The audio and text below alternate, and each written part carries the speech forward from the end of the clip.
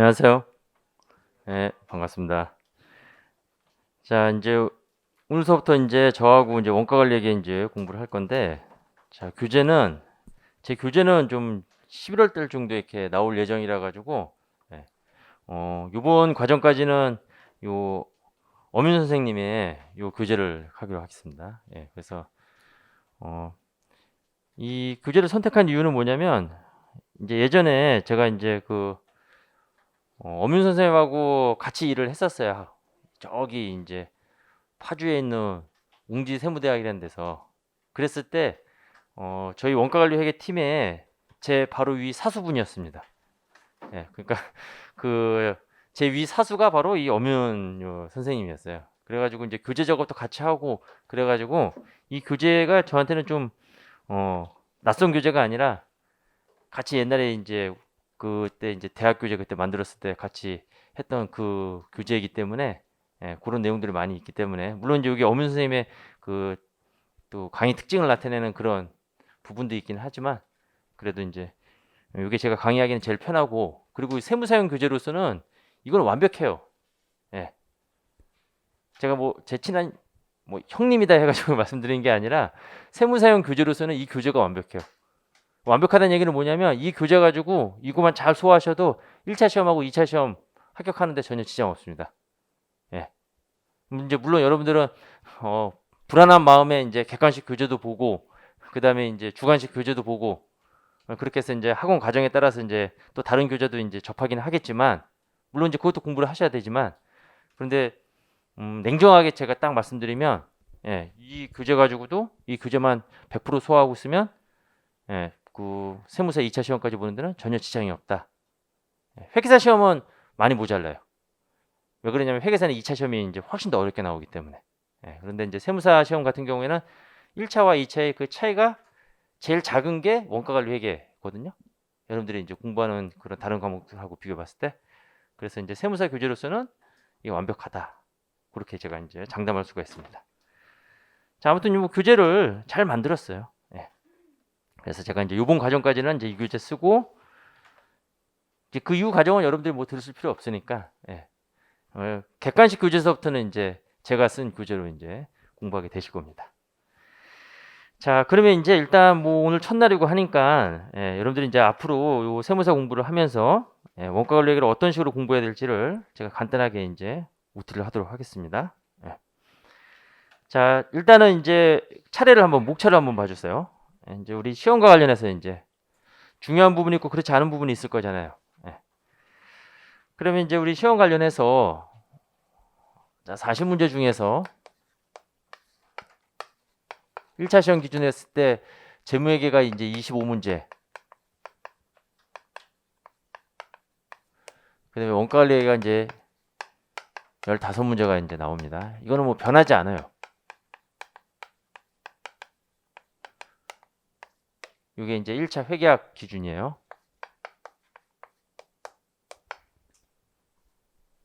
2차는 1차 합격하고 나서 얘기하도록 하겠습니다.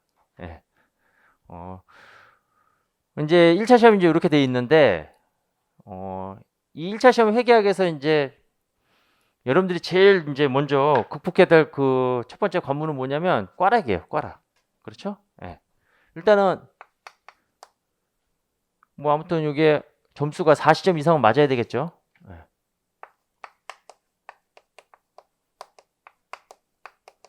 이게 이제 1차 관문이 되는 거고, 그 다음에 이제 이걸 넘어서서 여러분들이 이제 획득해야 될 목표할 점수.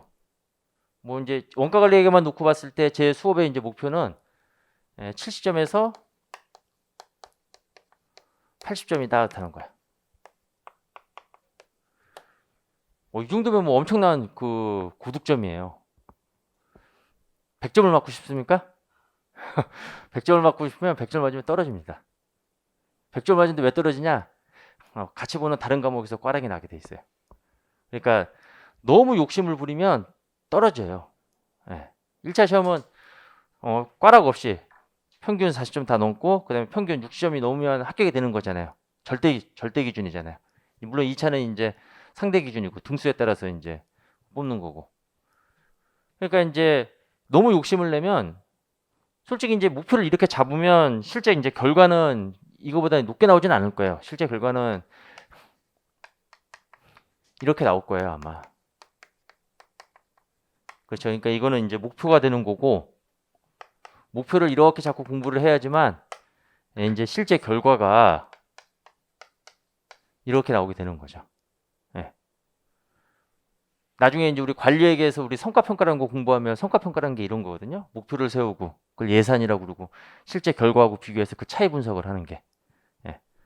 그러니까 이제 우리는 이런 이제 전략을 갖고 이제 여러분들이 이제 갖고 가셔야 되는 거예요. 그래서 이제 일단 제 수업의 목표는 이제 요게 이제 제 목표가 되는 거고, 그러니까 가장 최종 궁극적인 목표는 이제 요게 되는 거죠. 예. 근데 이제 여러분들이 좀 아셔야 될 게 뭐냐면 이 70점, 80점을 이제 맞아야 되는데 우리가 이제 시험에서 가장 중요한 그 요소가 되는 게 뭐가 될까요? 시험에 합격하기는데 가장 나한테 시험장에서 가장 부담스럽게 다가오는 게 문제의 난이도? 물론 이제 그것도 되겠지만 뭐 난이도는 정해져 있습니다. 저도 이제 타 시험에 이제 출제위원으로 들어간 적이 이제 몇 번 있었는데 옛날에 그 대학 교수 했을 때 제가 이제 대학 교수 한 15년 정도 근무하다가 이제 작년에 이제 퇴직했거든요. 그래서 이제 작년에 이제 퇴직하고 개업을 했는데 한 그 15년 동안 근무하면서 세무사 시험은 들어간 적은 없고 그 외에 다른 뭐 공기업이라든가 거기 출제위원으로 이렇게 들어가면 다 시험이라는 게 뭐 출제위원들 이렇게 얘기 들어보면 뭐 제 동료들 중에서도 들어간 얘기 들어보면 다 출제 방침이 다 정해져 있어요. 다 난이도 다 정해져 있고 상중하 해가지고 예, 상중하 문제 몇 문제씩 내라고 다 지침이 내려오고 그다음에 이제 문제 나오면 나중에 이제 검수까지 다 합니다. 예. 그렇기 때문에 이제 뭐 난이도는 다 정해져 있어요. 예. 그래서 이제 시험에서 제일 이제 그 제약 요소가 되는 게 바로 뭐냐면 시간이에요. 시간. 그러니까 여러분들이 지금 이 점수를 맞아야 되는데 이 회계학에 이제 투자하는 시간이라는 게 있죠. 예, 그 투자하는 시간이 짧게는 35분이고 길어도 45분을 넘어서는 안 돼요. 그러니까 요 시간 내에 저 40문제를 풀어가지고 우리가 이제 이 점수를 획득을 해야 되는 거죠.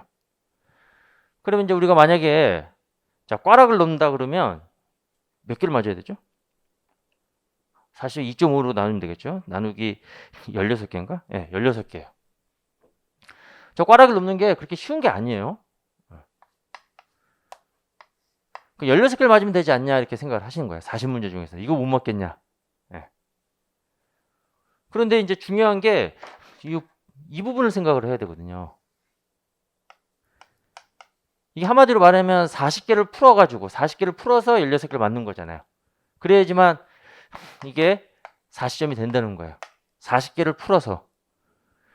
그러면 여러분들이 35분하고 45분 요 시간 내에 이 40문제를 풀어야 된다는 거예요.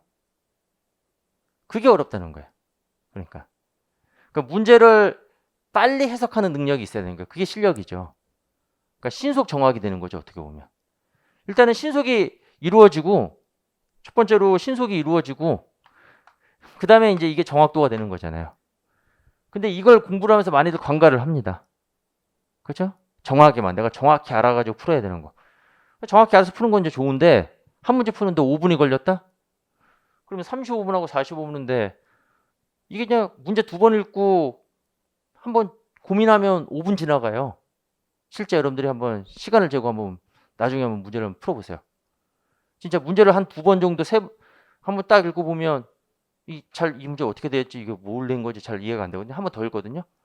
예. 그럼 속도가 더 늦어요. 첫 번째 읽은 것보다.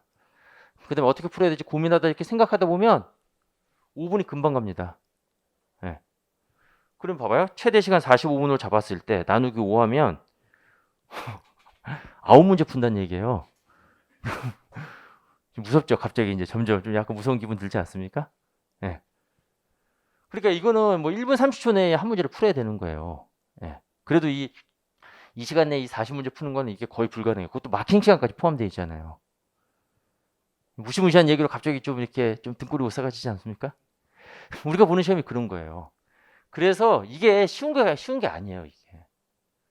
그러니까 70점, 80점 저렇게 얘기를 하지만 이게 40문제 풀었을 때 그때 이제 한 30개 맞히면 그게 70점, 80점이잖아요.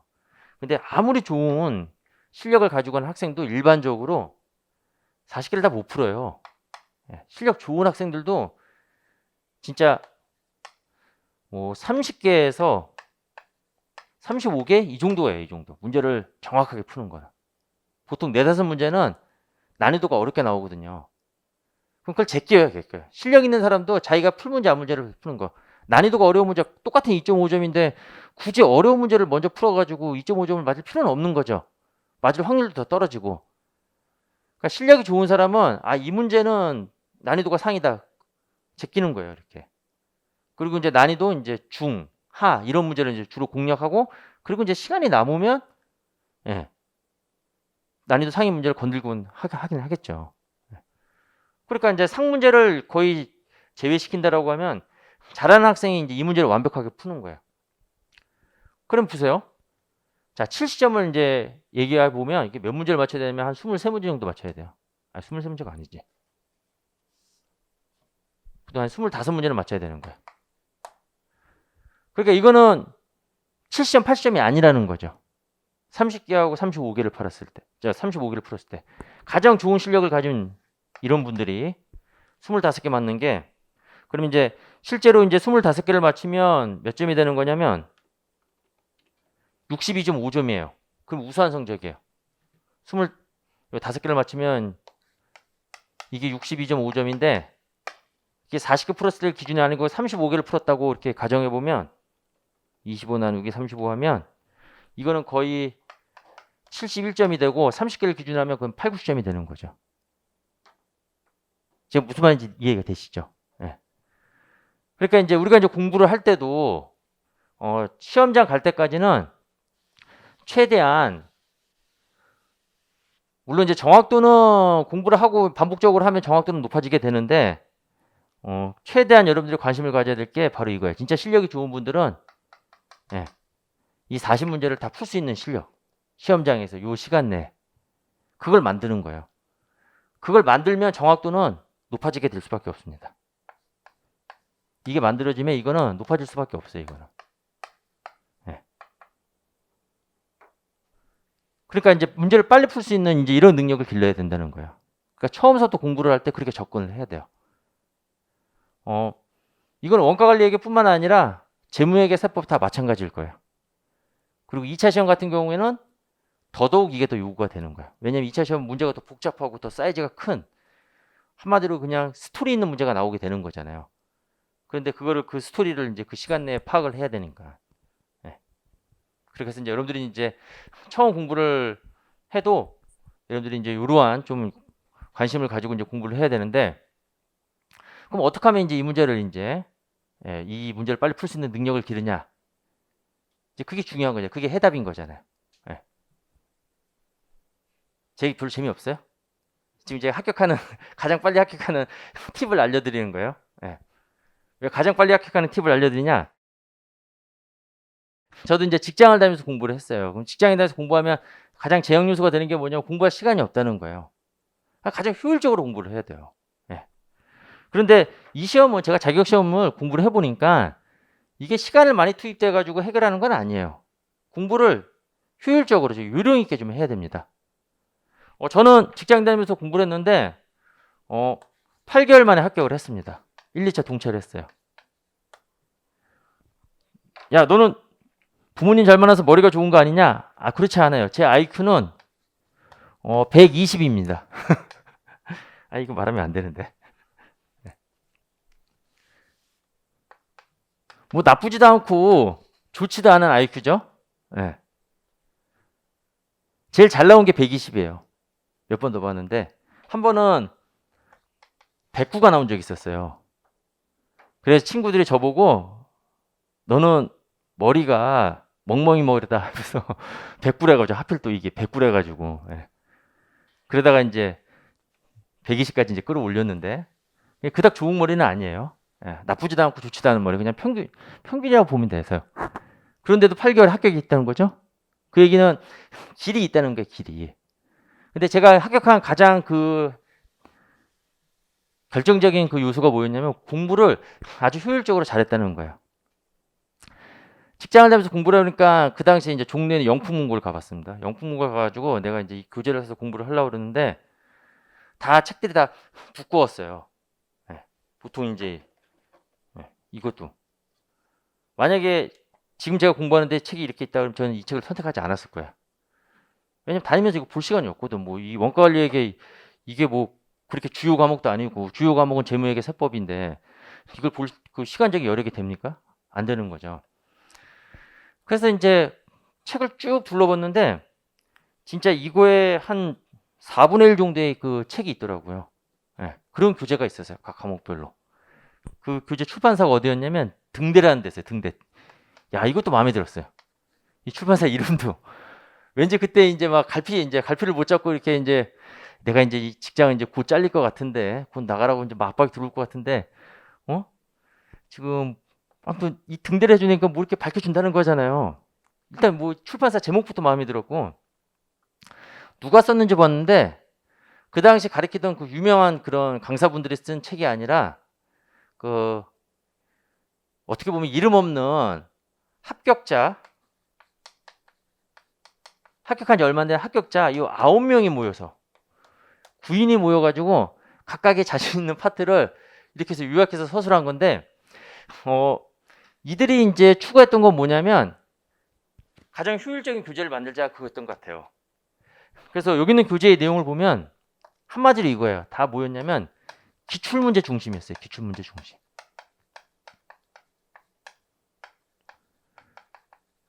그러니까 최근에 나온 5년에서 10년간의 기출문제를 가지고 그 기출문제의 영역에서 벗어나지 않은 내용은 없었어요.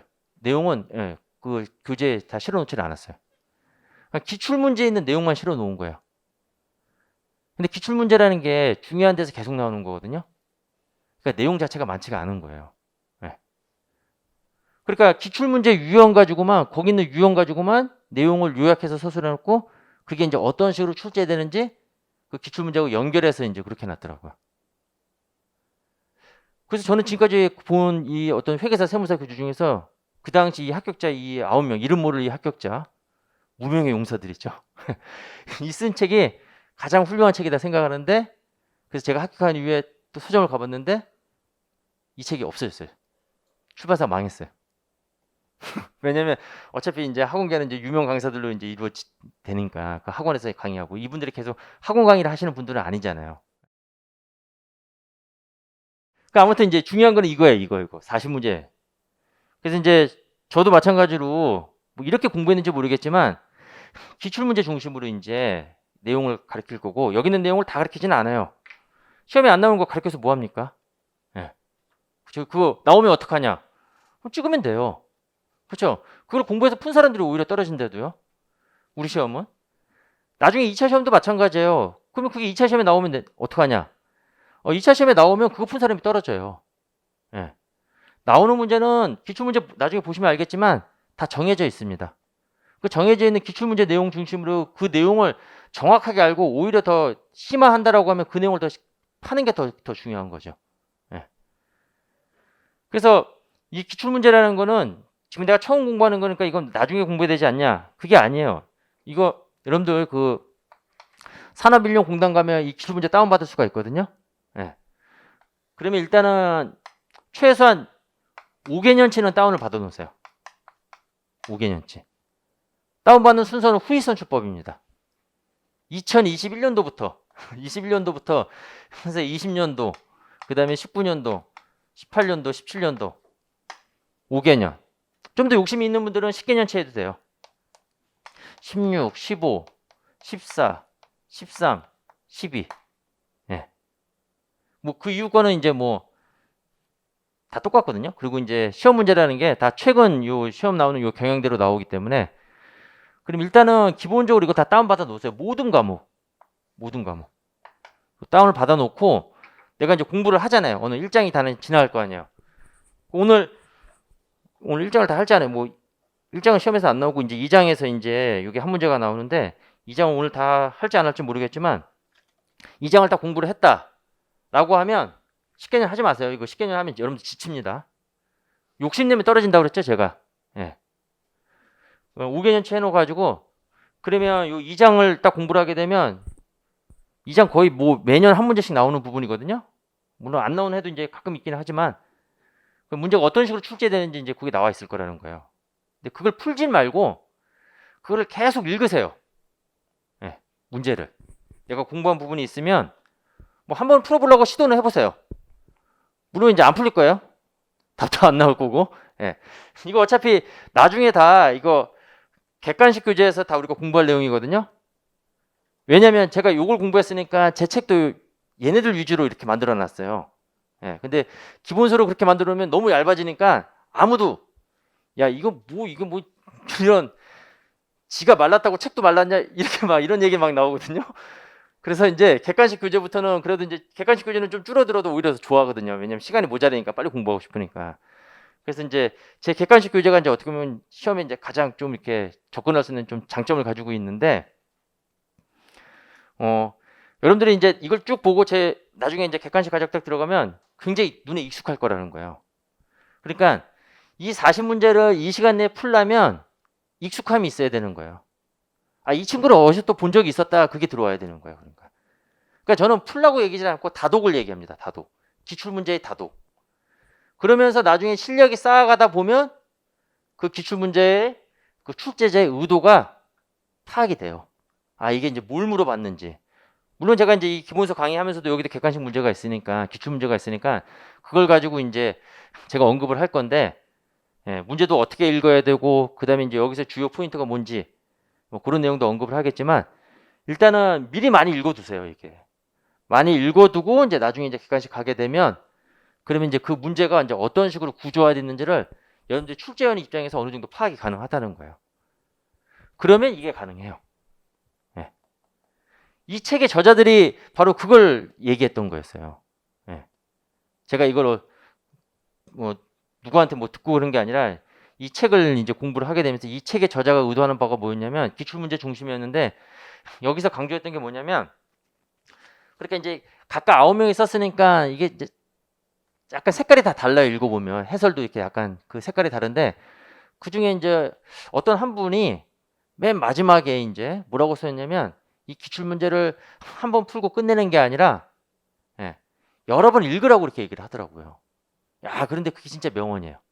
그러니까 빨리 합격하는 그 길의 명언이 기출문제를 여러 번 읽어두면 나중에 이 유형이 그대로 출제가 되기 때문에 예, 시험 문제를 봤을 때 회계학에서 가장 여러분들이 두려워하는 게 뭐냐면 겁을 먹는 거거든요. 회계학 문제가 겁먹게 돼 있어요, 이게. 예. 그런데 그러한 두려움이 사라지게 되는 겁니다. 근데 그건 하루아침에 이루어지는 게 아니에요. 나중에 뭐 객관식 과정에서 공부하면 그렇게 되지 않냐. 안 그래요. 처음부터 기본서 과정을 공부를 할 때 저는 좀 강조하고 싶은 게 특히 직장을 다니면서 시간이 제약되신 분들은 이 기출문제 중심으로 공부를 하셔야 되고 그러면 처음에는 이제 시작했으니까 기출문제 이거는 이제 나중에 이제 보겠지라는 생각을 하는데 빨리 가서 이제 오늘 가서 이제 해야 될 일이 이거 다운 받으셔가지고 예, 일단은 원가계부터 재무회계가 같이 나올 거예요. 그걸 쭉 쉽게 연차하지 마세요. 그럼 포기하게 되거든요. 이 포기하게 되면 이 방식을 더 이상 추구하지 않게 돼요. 그러면 더 깊은 나락으로 빠지는 겁니다. 그러니까 제가 이제 욕심을 내지 말라는 거죠. 그래서 5개년치를 먼저 하는 거예요. 5개년치. 그래서 이거를 계속 읽어보는 거예요. 네. 읽어보면 이제 많이 읽는 분들은 100번도 읽어요. 네.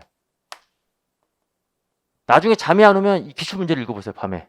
그러면 금방 이렇게 아침에 보면 여기 종이가 이렇게 위에 널려 있어요. 왜냐면 이게 읽다가 그냥 툭 떨어뜨리거든요. 네. 잠 잘 와요. 네. 건강에도 좋은 거예요. 이게 일종의 수면제, 수면 효과의 약, 이 효능도 있습니다. 그래서 쭉 읽어보면 어느 순간에는 쭉 읽다가 계속 보고 이제 잠이 깰 때도 있어요. 아, 그때가 합격할 때다 이렇게 생각하시면 되는 거예요. 잠이 깰 때는 건 바로 뭐냐면 아, 그 전까지 읽으면서 느끼지 못했는데 아, 이게 핵심이었구나 그런 생각이 딱 든다는 거예요. 그러면 이제 그게 딱 떠올랐을 때 그 사람이 합격한 실력이 올라가는 거예요. 네. 제가 봤을 때는 저는 이제 그런 식으로 공부를 했던 것 같아요. 그러니까 이 8개월 만에 시험장 가서 그 기출문제를 풀 수 있는 그런 이제 능력이 생겼던 것 같아요. 그것도 짧은 시간 안에. 그래서 이제 여러분들이 기출문제 다들 두려워하죠? 그 뒤로 뺀다고 계속. 네, 뒤로 빼면 모든 게 다 뒤로 밀려나갑니다. 수험 기간도 뒤로 밀려가고 합격하는 시간도 길어지게 되는 거고.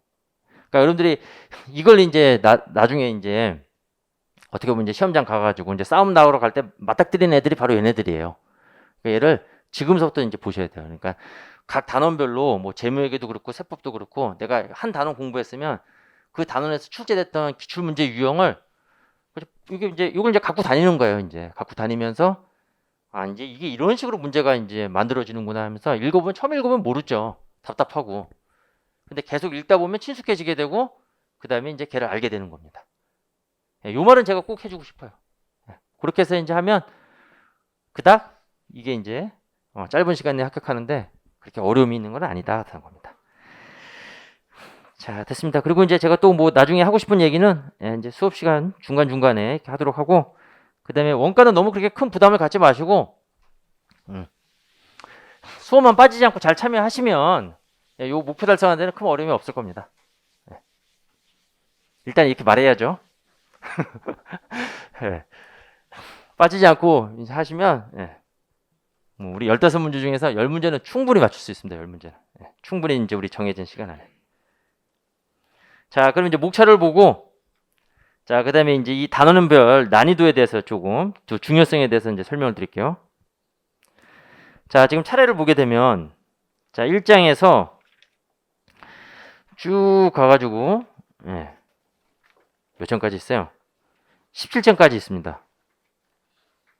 15문제가 나오죠. 그러면 매장 각 장별로 한 문제가 나온다는 얘기잖아요. 그렇죠? 그렇지 않습니다. 특히 세무사 시험은 이 중에서 중요시하는 몇몇 개의 단원들이 있어요. 그래서 그런 단원들은 여러분들이 집중적으로 공부를 하셔야 돼요. 즉, 이 단원들을 골고루 공부하시면 안 되고 편식을 하셔야 되는 거예요. 자, 1장에 이제 원가액의 기초개념 이렇게 나왔는데 이건 안 나와요, 시험에. 그렇죠? 이거는 이제 뭐 전산회계, 전산세무 그런 자격증 시험에서나 이렇게 뭐 말문제로 나오지 우리 시험에서는 이거 나오는 이런 수준이 아니고 그 다음에 2장에서 제조원가의 흐름 이렇게 나왔죠? 이게 한 문제 나옵니다. 2장 별표 3개가 제일 중요한 건데 2장은 별표 2개짜리예요. 1장은 별이 없어요. 한 문제 나오는데 계산형으로 나올 가능성이 커요. 일단 원가관리에게는 한두 문제 빼놓고는 다 계산형이다 이렇게 생각하시면 돼요. 15문제 중에서 13문제가 계산형이고 나머지 2문제가 비계산형, 이론 문제. 자, 개별 원가 계산. 이 원가 계산에 대해서 이제 내용이 있는데 이것도 별 2개예요. 나오는 부분은 딱 정해져 있어요. 부문별 그 원가 계산에서 보조부문의 원가를 제조부문에 배부하는 거. 그 다음에 정상개별 원가 계산. 정상개별 원가 계산은 이 저자분께서는 좀 뒤에다 뺐어요.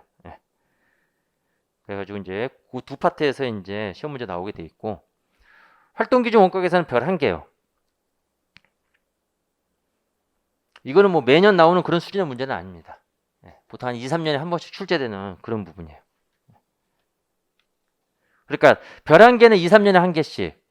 그 다음에 별 2개는 매년 한 문제씩. 그 다음에 별 3개는 이거 매년 2문제 이상 이렇게 생각하시면 돼요. 디테일하죠? 그냥 제가 다 지어낸 거예요. 이 기출문제를 놓고 이렇게 파악을 해보니까. 자, 그 다음에 종합원가 계산 이렇게 해서 이거 별 3개예요. 이거는 2차 시험에서 더 중요해요. 2차 시험에서는 개별 원가 계산 안 합니다. 우리가 이제 이 원가 계산에 대한 양대 산맥이 개별과 종합이거든요. 그런데 이제 1차 시험에서는 이제 둘 다 비중이 똑같지만 2차 시험에서는 종합 원가 계산이 압도적입니다. 압도적. 자, 6번에 이제 종합 원가 계산의 이제 확장인데 이게 이제 결합 원가 계산을 나타내는 거거든요. 이건 별 1개예요. 결합 원가 계산. 1개는 좀 약하고 2개는 많고 1개 반. 1개 반. 그 다음에 이제 정상 및 표준 원가 계산, 이 별 3개입니다. 그리고 표준 원가 계산이 제가 이제 가르친 경험상 이제 뭐 많은 학생들이나 이렇게 이제 수강생분들 많이 이제 가르쳐 봤는데 제일 어려워하는 부분이 표준 원가 계산이에요. 모르면 넘어가시면 돼요, 1차는. 뭐 어려워하는데 뭐 끝까지 뭐 이해하려고 하는데 그 어렵고 시간 많이 잡아먹는다 그러면 어차피 나오면 한 문제거든요. 근데 2차 시험에서는 반드시 이제 알고 넘어가셔야 돼요. 그 다음에 8장에 변동 및 초변동원가 계산 나와있죠. 이 변동원가 계산 별 3개입니다. 특히 세무사 시험은 여기서 2문제는 꼭 내더라고요. 별 3개짜리다. 원가함수의 추정 별 1개짜리. CBP 분석 별 3개입니다. 8장하고 10장이 연관이 많이 되어 있거든요. 이제 CBP 분석부터 이제 관리회계로 넘어가는 건데, 관리회계는 이제 의사결정과 성과평가를 나타내는 거예요. 우리 원가회계라고 하면 재무제표 작성을 할 때 그때 제품 원가 계산을 의미하는 거고, 그러니까 제조기업의 재고자산이 되는 거잖아요. 자, 그런데 이제 관리회계 이제 그 의사결정의 이제 일반적인 의사결정이 바로 이제 CBP 분석이고, 이제 특수한 의사결정이 뒤에 나와 있는 관련 원가 의사결정이거든요. 그런데 이제 특히 세무사 시험에서는 이 8장과 10장의 내용을 굉장히 강조를 합니다. 그 이유도 있어요. 보면 이건 뭐 제 개인적인 견해인데, 여러분들 이제 나중에 그 개업을 하시게 되면 대기업은 우리한테 맡기질 않겠죠. 예, 보통 이제 중소기업이라든가 개인 사업자가 이제 거의 대부분일 텐데, 그분들이 다 이제 장사하시는 분들이에요. 다 경영자예요. 그분들도, 그 사장님들도. 뭐 대기업에 있는 뭐 경영자만 뭐 경영자가 아니라 다 같은 경영자예요. 예. 그리고 오히려 개인 사업 하시는 분들이 더 이러한 회계나 이런 내용을 더 많이 알고 계셔야 돼요. 예. 근데 이제 경영할 때 제일 중요한 게 바로 뭐냐면 바로 CBP 분석이거든요. 몇 개를 팔아야지만 내가 손해를 안 보냐, 또 내가 일정한 이익을 내가 달성하기 위해서는 얼마만큼 팔아야 되는지, 그렇죠? 그런 걸 또 우리가 파악하려면 우리 회사의 원가 구조가 어떻게 되냐. 그러니까 뭐 우리가 공부하기 전에 변동원가, 고정원가 있는데, 고정원가라는 거는 이거는 뭐 우리 생산 판매와 관계없이 항상 일정하게 발생하는 기간원가 성격에 가까운 거고, 그리고 이제 변동원가라는 거는 생산 판매할 때마다 뭘 하나 이제 제품을 하나 생산하고 판매할 때마다 추가적으로 발생하는 그런 이제 원가 구조를 잘 아셔야지만 경영을 잘하게 되는 겁니다. 예. 그래서 이제 그런 걸 나타내는 게 바로 이제 CBP 분석이죠. 그렇기 때문에 8장과 10장은 이건 중요해요. 그리고 나중에 물론 이제 합격하고 나서 써먹는 내용들은 다 이제 거의 대부분이 다 세법과 관련된 내용. 그러니까 세법은 진짜 열심히 하셔야 돼요. 예. 더더욱 더 복잡해지고 있죠. 특히 요즘에 같은 게 자산세 같은 경우에는 양도소득세는 모르겠어요. 저도 잘 모르겠어요. 예. 하도 막 하루아침에 이렇게 달라지고 하니까 양도소득세 문의가 들어오면 겁이 나더라고요, 이제는. 그리고 그거는 이제 답을 주는데 보통 한 일주일 이상 걸려요, 그냥. 왜냐면 제가 답 내고 그때 물어보죠. 주변에 이제 똑똑한 애들한테. 제 친구들, 잘하는 애들 있거든요. 물어봐가지고, 야, 이거 답 냈는데 이거 제대로 낸 거냐, 이거 물어보는 거예요. 친구가 그러면 술집에서 보자고 항상 얘기하는데, 좋은 게 요즘에 코로나이기 때문에 힘들죠. 예. 그렇기 때문에 아무튼 여러분들 세법은 진짜 열심히 하셔야 돼요. 근데 뭐 저희 학원의 세법 선생님은 워낙 유명하시고 잘 하시니까, 그리고 이제 요 그 같이 하는 그 이윤효 세무사도 굉장히 실력 있는 분이니까 아무튼 여러분들의 행운인 것 같아요. 네. 아무튼 근데 이제 원가에서 써먹을 수 있는 부분은 바로 이 부분이에요. CBP 분석. 사장님이 얘기하면 특히 이거는 나중에 저 같은 경우에 이제 병원이 이제 몇 개 좀 있는데 좀 소개를 많이 받았어요. 그 의사분들로부터. 근데 바로 그 소개받은 그 이유가 뭐냐면 CBP 분석에 대한 약간의 이런 얘기를 해줬거든요. 네. 이 의사분들은 숫자에 대한 개념은 저희보다 더 뛰어나신 분들이에요. 의사분들이 얼마나 공부를 많이 했겠어요. 그리고 수학 얼마나 잘했겠어요. 그리고 이제 의사분들도 병원에 이제 어느 정도 안정된 수준이 되면, 특히 이제 자기 밑에 이제 월급 의사 놓고 이렇게 하신 분들은 경영에 관심이 많아요. 근데 직접적인 경영에 영향을 줄 수 있는 내용이 바로 CBP 분석이에요. 병원에 대한 원가 구조, 병원의 원가들이 대부분 다 이제 고정비가 많죠. 병원에 들어가는 그런 여러 그 기기 장치들 있잖아요. 뭐 기기 장치라고 표현하는 게 좀 그렇지만 그런 것들하고 이제 간호사 이런 월급도 그건 변동 원가가 되는 거잖아요. 그러니까 변동 원가하고 고정 원가에 대한 개념하고, 그다음에 이제 환자가 몇 명이냐에 따라 가지고 이 이익이 어떻게 된다는 그런 이제 민감도 분석을 쭉 해주면 의사분들은 본인이 이제 알아서 잘하는 거예요. 나중에 가서 말하면 이거 이렇게 했는데 하면 훨씬 더 뛰어난 그런 아이디어를 더 발휘를 하더라고요. 그 다음에 11장 별 3개. 이거는 시험 목적상 제일 중요한 부분이에요. 이거는 1, 2차 반드시 나오는 시험 부분이거든요. 12장은 별 1개. 그런데 이게 2차 시험 가면 얘가 별 3개로 바뀔지도 몰라요. 왜냐면 이제 별 2개로 해주세요. 12장 별 2개. 이거 2차 시험에서는 여기서 나오면 그게 시험 문제는 어려웠다 이렇게 나올 거야. 세무사 시험인데 여기서 나오면 그의 세무사 시험 문제는 어려웠다 이렇게 얘기 나올 겁니다. 자본예산 이거 올해 나왔죠. 예, 올해 나왔는데 별 치지 마세요. 올해 나왔으니까 이제 앞으로 10년 후까지는 안 나올 거예요. 예. 이게 이제 10년에 한두 번 나오는 문제인데 예, 올해 나왔으니까 당분간은 이제 나올 이유가 없다. 종합예산 이거는 별 2개. 특히 세무사 시험에서는 종합예산에서 거의 매년 나온다고 보시면 되는 겁니다. 책임회계 제도는 요거는 이제 2차 시험 가서는 이제 우리가 좀 공부를 해야 되는 거고, 예. 1차 시험에서는 그렇게 뭐 빈번하게 나오지는 않습니다. 근데 2차 시험에 대한 중요성도 있으니까 별 2개. 불확실성하의 의사결정 별 1개. 최신관리회계 별 1개. 최신관리회계 별 1개인데 거기 이론이 많죠. 최신관리회계 이론인데 세무사 시험이 여기서 주로 나오는 편식하는 부분이 있는데 제일 많이 나온 게 바로 8장 품질원가예요. 그 다음에 균형성과표. 그러니까 나중에는 이 2가지만 공부하고 들어가셔도 돼요. 예. 품질원가하고 예, 균형성과표. 나오면 거기서 나오기 때문에. 자, 이렇게 해서 이제 15문제를 구성하고 있다 이렇게 보시면 되는 겁니다. 아시겠죠? 자, 그 다음에 이제 1장 원가액의 기초개념 이렇게 나왔는데 이 시험에 안 나오는 부분이거든요. 그리고 이제 모든 회계 교과서 처음에 나오는 부분이에요. 자, 그래서 간단하게 설명하고 넘어갈게요. 6페이지에 보게 되면 재무회계 있습니다. 자, 재무회계 관리회계 이렇게 나와 있는데 원가액이 사라졌죠?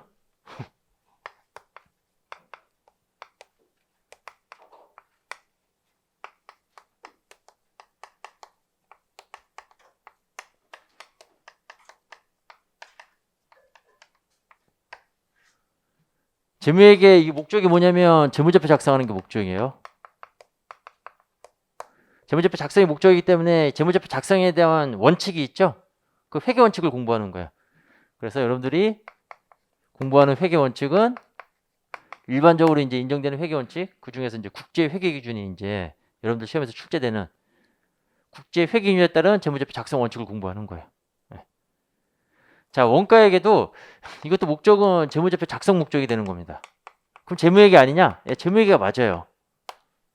근데 재무회계에서는 이제 다루고 있는 기업들이 이제 상기업이잖아요.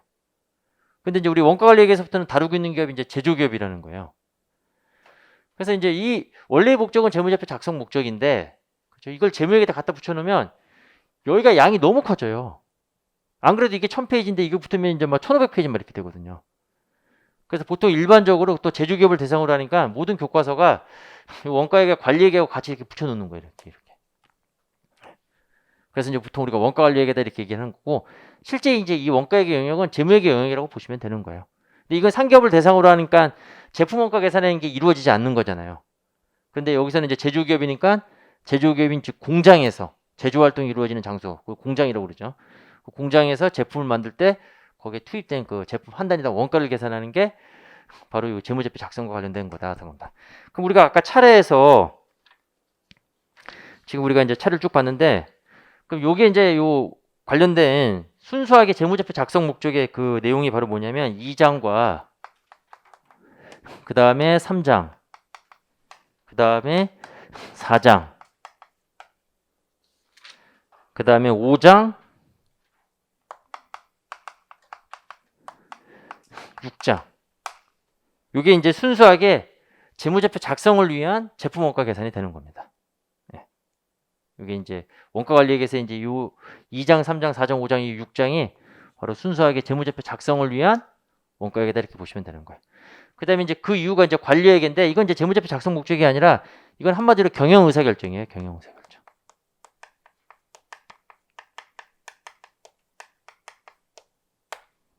그래서 이제 회사가 어떤 대안을 선택한다거나 또는 어떤 일반적인 의사결정이라든가 또는 성과평가, 그다음에 이제 원가 통제 그 관련된 경영 의사결정. 그러니까 재무제표 작성하고는 전혀 상관이 없는 거예요.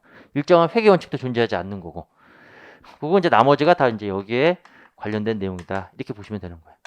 그렇게 해서 이제 우리가 공부하는 내용이 재무제표 작성을 위한 제품 원가 계산 방법과 그다음에 경영 의사결정과 관련된 의사결정, 성과평가를 공부하는 내용이다. 그렇게 이해하시면 되는 겁니다. 네. 자, 그러면 거기 서론에 재무회계 관리회계. 그렇게 돼 있는 거죠. 더 이상 볼 필요 없습니다. 그 다음에 이제 회계학에서 원가 관리회계 위치 이렇게 나와 있죠. 그러니까 원가 관리회계가 좀 애매모호한 위치에 있는데, 이제 관리회계 이제 붙어서 이제 우리가 원가 관리회계로 이제 시험에서 출제되고 있다. 해가지고 8장에 보면 1, 2로 남아 있죠. 재무제표 작성을 위한 제조원가의 직계 산출. 바로 이걸 얘기하고 있는 거예요. 2장에서 6장까지.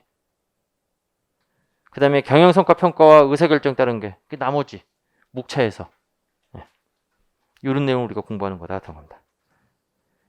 자, 그 다음에 이제 9장서부터 이제 이 원가의 개념과 분류가 있는데, 9장이 아니라 9페이지서부터 요 9페이지에서 이 원가의 분류가 있죠. 이게 제일 중요한 내용이에요. 야, 시험에 안 나온다며. 시험에 안 나오지만 원가 관리 회계를 쉽게 공부하냐 어렵게 공부하냐의 그 기로는 바로 여기입니다. 여기 원가의 분류에서, 그렇죠? 원가의 분류라는 게 뭐냐면 이 목적이 다르면 분류도 다르거든요. 그래서 이제 다양한 목적에 따라서 원가도 이제 다르게 분류하는 거예요. 그 유명한 말이 있잖아요. 상이한 목적에 따른 상이한 원가다. 예. 그래가지고 이 기능상의 분류에 대한 개념을 정확하게 아셔야지만 우리가 뒤에 배우는 이 원가 관리 회계 내용이 쉬워지게 되는 겁니다. 여러분들이 원가 관리 회계를 공부를 잘했다는 거는 이 원가 관리 회계를 수업이 다 끝나고 났을 때 어떤 생각이 들어야 되냐면 별 내용이 없다는 생각이 딱 들어야 되는 거예요. 실제로 원가 관리 회계는 별 내용이 없어요. 예. 원가 관리 회계는 그렇게 많은 내용들이 없어요. 그냥 몇 개의 개념 가지고 그걸 다 풀어 헤쳐 나가는 거지. 어떤 많은 내용을 공부해가지고 그 많은 내용의 지식을 묻는 게 아닙니다. 이건 한마디로 원가 관리는 뭐냐면 하나의 틀이에요. 틀. 제품 원가 계산 이렇게 해라. 이 틀에 대한 이 구조만 잘 이해하시면 되는 거예요. 그리고 이 관리 회계는 뭐냐면 이거는 개념에 의한 판단이에요. 그냥 개념이 딱 정해져 있으니까 그 개념 가지고 정확한 판단을 하시면 되는 거죠. 근데 가만 보면 이제 공부를 해보면 관리회계가 원가회계보다 더 어렵다 이렇게 이제 말을 하거든요. 그 이유는 뭐냐면 원가회계는 이 틀이 있으니까 이 틀에 따라서 이제 계산하면 되는 거잖아요. 이 틀만 알면 되는 건데 이게 이제 어렵다고 하는 게 바로 뭐냐면 바로 이 판단이죠. 판단. 내가 나를 못 믿는 거죠. 그렇죠? 내가 이제 이 개념을 가지고 판단을 했는데 내가 나를 못 믿는 거야. 그러니까 그냥 이게 불안한 마음에 이게 어렵다는 생각이 드는 거지. 이거는 진짜 내용이 더 없는 거예요. 그냥 요 몇 가지 개념만. 근데 요 개념을 알려주는 그 단원이 바로 지금 요 9페이지에 나와 있는 요 개념을 명확하게 잡을 수 있는 부분이 바로 요 9페이지 있는 겁니다. 그래서 요 9페이지는 오늘 집중적으로 강의할 부분이에요, 제가. 그래서 아마 오늘 2장을 안 나갈 거예요. 안 나가는 게 아니라 못 나갈 거예요. 왜냐면 요 원가 개념하고 요 분류에 대한 내용을 제가 상세하게 제가 얘기를 할 건데 이제 그걸 잘 알아야지만 얘네들이 이제 앞으로 공부할 때 굉장히 쉬워질 거다 하는 겁니다. 이제 그걸 잘 이해를 못 하니까 이 원가 관리 얘기가 재무회계보다 훨씬 이제 어렵다. 그렇게 이제 느끼는 수험생들이 있는 겁니다. 아시겠죠? 네. 자, 그럼 일단 여기까지 하고, 네. 아무튼 제가 좀 뭐 헛소리도 많이 했으니까 어느 정도 아이스 브레이킹은 됐겠죠? 네. 그리고 이제 좀 쉬었다가 2교시부터는 이제 본격적으로 수업을 진행하도록 하겠습니다. 자, 좀 쉬었다 우리가 공부하도록 하겠습니다.